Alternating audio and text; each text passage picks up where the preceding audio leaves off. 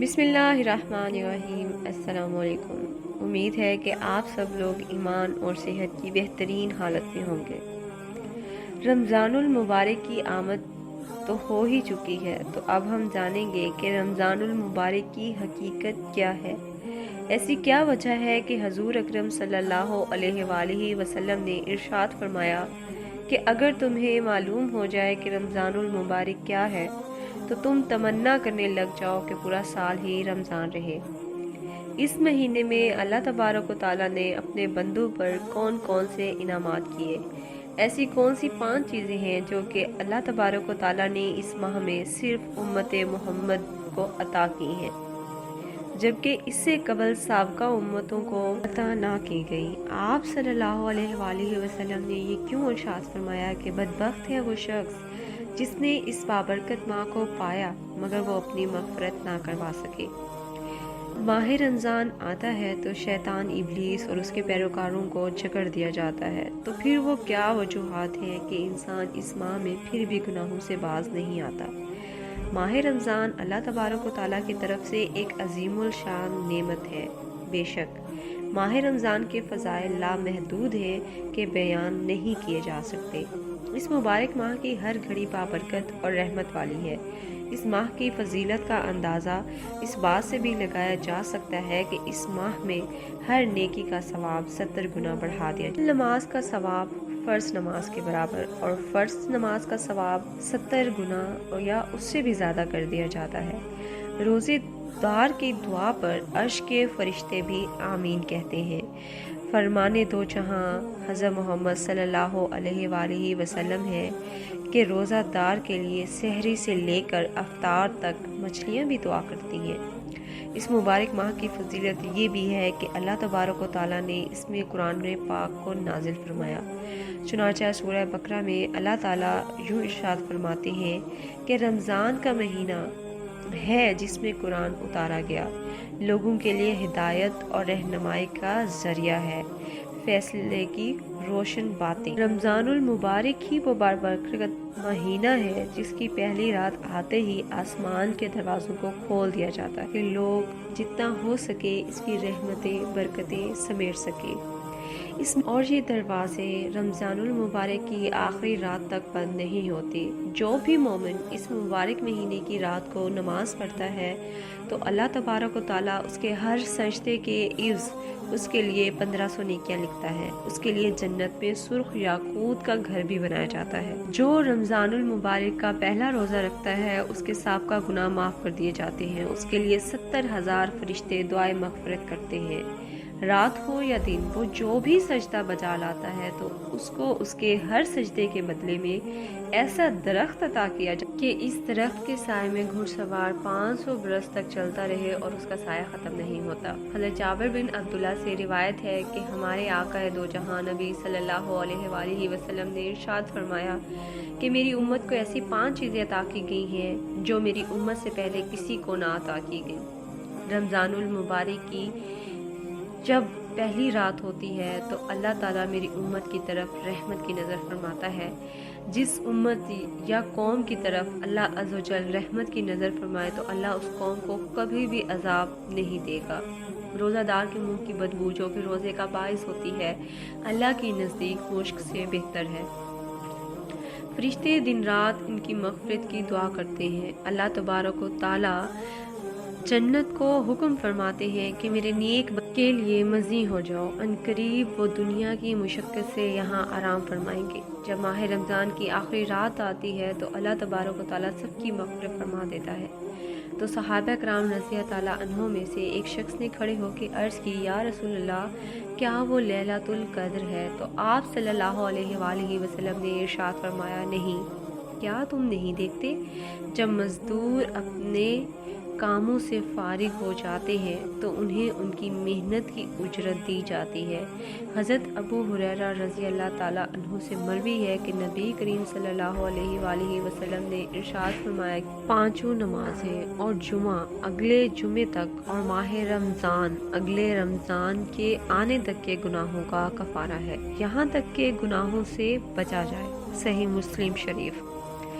رسول اکرم صلی اللہ علیہ وآلہ وسلم نے فرمایا، اگر بندوں کو معلوم ہوتا کہ رمضان کیا ہے تو میری امت تمنا کرتی کہ کاش پورا سال ہی رمضان رہے۔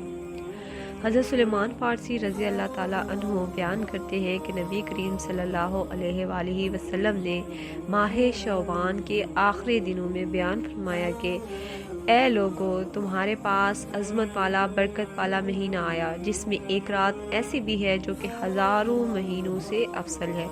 اس مبارک مہینے کے روزے تم پر فرض کیے گئے ہیں اور اس کی راتوں کا قیام سنت ہے۔ جو شخص اس ماہ میں نیکی کا کام کرے تو ایسا ہے کہ مہینے میں فرض ادا کرے، جس نے اس مہینے میں فرض ادا کیا تو ایسا ہے کہ جیسے ان دنوں میں 70 فرض ادا کیے۔ یہ مہینہ صبر کا ہے اور صبر کا اجر جنت ہے۔ یہ مہینہ مساوات غم خواری کا مہینہ ہے۔ اس ماہ کی برکت سے مومن کا رزق بڑھا دیا جاتا ہے۔ جو اس ماہ میں کسی روزہ دار کو افطار کروائے تو اس کے گناہوں کے لیے مغفرت ہے اور اس کی گردن آگ سے آزاد کر دی جاتی ہے۔ اس افطار کروانے والے کو بھی ویسا ہی ثواب ملے گا جیسا روزے رکھنے والے کو ملے گا، اور اس کے اجر میں کسی قسم کی کمی نہ کی جائے گی۔ تو صحابہ کرام رضی اللہ تعالیٰ عنہ نے عرض کیا، یا رسول اللہ صلی اللہ علیہ وآلہ وسلم، کہ ہم میں سے کوئی شخص بھی ایسی چیز نہیں رکھتا جس سے وہ روزہ دار کو افطار کروائے۔ تو آپ صلی اللہ علیہ وآلہ وسلم نے ارشاد فرمایا کہ اللہ تبارک و تعالیٰ اس شخص کو ثواب دے گا جو ایک گھونٹ پانی یا ایک کھجور یا ایک گھونٹ دودھ سے ہی روزہ افطار کروائے۔ جس نے روزہ دار کو پیٹ بھر کے کھلایا تو اللہ تعالیٰ اس کو ایسے حوض سے پانی پلائے گا کہ وہ کبھی پیاسا نہ ہوگا، یہاں تک کہ وہ جنت میں داخل ہو جائے۔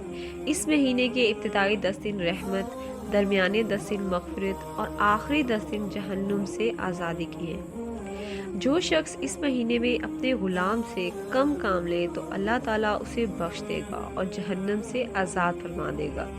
اس مہینے میں 4 باتوں کی کثرت کرو، ان میں سے 2 ایسی ہیں جن سے تم اللہ کو راضی کر سکتے ہو اور ان میں سے 2 ایسی ہیں جن سے تمہیں بے نیازی نہیں۔ بس وہ 2 باتیں جن کے ذریعے سے تم اپنے رب کو راضی کر سکتے ہو، وہ 2 باتیں یہ ہیں: لا الہ الا اللہ، اللہ کی وحدانیت کی گواہی دو، استغفار کرو جس سے تمہیں بے نیازی نہیں۔ وہ 2 باتیں یہ ہیں: ایک تو جنت طلب کرو اور جہنم سے اللہ تبارک و تعالیٰ کی پناہ طلب کرتے رہو۔ ان باتوں سے ہم رمضان کریم کی رحمتوں، برکتوں اور فضیلت کا بخوبی اندازہ لگا سکتے ہیں۔ اسی لیے ہمیں چاہیے کہ ہم کلمہ طیبہ اور استغفار کی تسبیح کا ورد کثرت سے کرتے رہیں، اپنے رب کو راضی کر لیں۔ اس مہینے میں اللہ کی طرف سے اپنے بندوں پر بے تحاشا انعامات کی بارش بھی ہوتی ہے کہ ہر چھوٹی سے چھوٹی نیکی کا اجر بھی 70 گنا سے زیادہ بڑھا دیا جاتا ہے۔ اس مبارک مہینے کی برکت سے اگر کسی شخص کی موت واقع ہو جائے تو اس سے سوالات قبر بھی نہیں ہوتے۔ اس مبارک مہینے میں اللہ کا اپنے بندوں پر خاص کرم ہو جاتا ہے کہ جس کے باعث دوزخ کے دروازے بند کر دیے جاتے ہیں اور جنت کے دروازے کھول دیے جاتے ہیں، جنت کو ضعی کر دیا جاتا ہے۔ اس مہینے کی ایک خاص نعمت سحر اور ان کے کھانے پینے کا حساب بھی نہ ہوگا۔ رمضان میں قرآن پاک روزہ دار کی شفاعت کرے گا۔ اس مبارک مہینے میں اللہ تبارک و تعالیٰ جہنمیوں کو آزاد کرتا ہے تاکہ نیک کام کیے جائیں اور گناہوں سے بچا جائے۔ رمضان میں سحر و افطار کے اوقات بڑے ہی بابرکت ہیں۔ ان اوقات میں دعا جو کی جاتی ہے وہ کبھی رد نہیں ہوتی۔ حضرت سیدنا عبداللہ ابن عمر سے مروی ہے کہ آپ صلی اللہ علیہ وآلہ وسلم نے فرمایا، بے شک جنت سال کے شروع سے سال کے آخر تک رمضان المبارک کے لیے سجائی جاتی ہے، اور فرمایا کہ رمضان شریف کے پہلے دن درختوں کے پتوں سے بڑی آنکھوں والی حوروں پر ہوا چلتی، حوریں عرض کرتی ہیں، اے پروردگار عزوجل، اپنے بندوں میں سے ایسے مومن بندوں کو ہمارا شوہر بنا جن کو دیکھ کے ہماری آنکھیں ٹھنڈی ہوں، اور جب وہ ہمیں دیکھیں تو ہماری آنکھیں ٹھنڈی ہوں۔ اب بہت ہی اہم موضوع پہ بات کرتے ہیں کہ جب تمام خواتین کو جکڑ دیا جاتا ہے تو آخر ہم گناہ کیوں کرتے ہیں؟ اس کی وجہ یہ ہے کہ جب انسان پیدا ہوتا ہے تو اس کے ساتھ اس کا ہمزاد جن بھی پیدا ہوتا ہے۔ اس ہمزاد کو، جو کہ جنات کی ایک قسم میں سے ہے، اس قسم کو قید نہیں کیا جاتا۔ یہ ہر وقت انسان کے ساتھ رہتا ہے، اس کو برائی کی ترغیب اور نیکی سے روکتا ہے۔ حضور اکرم صلی اللہ علیہ وآلہ وسلم نے ارشاد فرمایا کہ تم میں سے جب بھی کوئی شخص پیدا ہوتا ہے تو اس کے ساتھ اس کا ہمزاد جن بھی اس کے ساتھ لگا دیا جاتا ہے، وہ اس کو برائی کی ترغیب دیتا ہے۔ صحابہ کرام رضی اللہ تعالیٰ عنہ نے پوچھا کہ آپ صلی اللہ علیہ وآلہ وسلم کا بھی کوئی ہمزاد جن ہے؟ تو آپ صلی اللہ علیہ وآلہ وسلم نے جواب دیا، ہاں، مگر وہ مسلمان ہو گیا اور اس نے مجھے کبھی بھی برائی کی ترغیب نہیں دی۔ اس سے یہ بات ثابت ہوتی ہے کہ اسی ہمزاد کے باعث میں انسان گناہوں میں رمضان کے بابرکت مہینے کے باوجود ملوث رہتے ہیں۔ اس کی ایک بہت بڑی وجہ انسان کا اپنا نفس بھی ہو سکتا ہے۔ انسان کے اپنے نفس کی 3 اقسام ہوتی ہیں۔ نفس امارہ، یہ نفس ہر وقت انسان کو برائی کی طرف بلاتا ہی رہتا ہے، اور دوسرا نفس کی قسم ہے نفس المامہ۔ جب انسان گناہ کر لیتا ہے تو یہ اس کو ملامت کرتا ہے کہ تو نے یہ گناہ کیوں کیا۔ نفس کی تیسری قسم ہے نفس معینہ۔ تو جب انسان نفس امامہ کی حالت میں ہوتا ہے تو یہ اس کو اطمینان اور سکون دیتا ہے۔ جب انسان نفس الامامہ کے مقام پر پہنچ جاتا ہے، مگر اس حالت میں بھی نفس اس کا پیچھا نہیں چھوڑتا، اس کو برائی کی طرف بلاتا رہتا ہے، مگر اس وقت بڑی آسانی سے گناہوں پر قابو پا لیا جاتا ہے۔ نفس کی اس حالت میں صرف اور صرف بڑے نیک بزرگ اور علماء کرام ہی پہنچ پاتے ہیں۔ انسان کا نفس امارہ اور اس کا ہمزاد ان کو گناہوں کی طرف بلاتے رہتے ہیں، جس کے باعث وہ گناہوں سے کنارہ کشی اختیار نہیں کر پاتے۔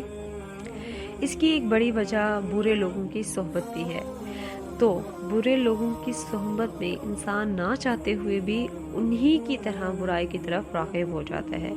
اسی لیے اللہ تعالیٰ کا ذکر کرنے والوں کی صحبت اختیار کرنی چاہیے، تاکہ انسان بھی اللہ کا ذکر لینے والوں میں شمار ہو جائے اور وہ ذاکر بن جائے۔ اللہ تبارک و تعالیٰ اس بابرکت مہینے کے صدقے ہم سب کے گناہوں کو معاف فرمائے اور ہمیں نیکی کی ترغیب دے، آمین۔ اگر آپ کو ہماری اس طرح کی معلوماتی ویڈیوز پسند آئے تو ہمارے چینل کو سبسکرائب کیجیے اور بیل آئیکن کے بٹن کو کلک کیجیے، تاکہ ہماری ہر نئی آنے والی ویڈیو آپ تک فوری پہنچ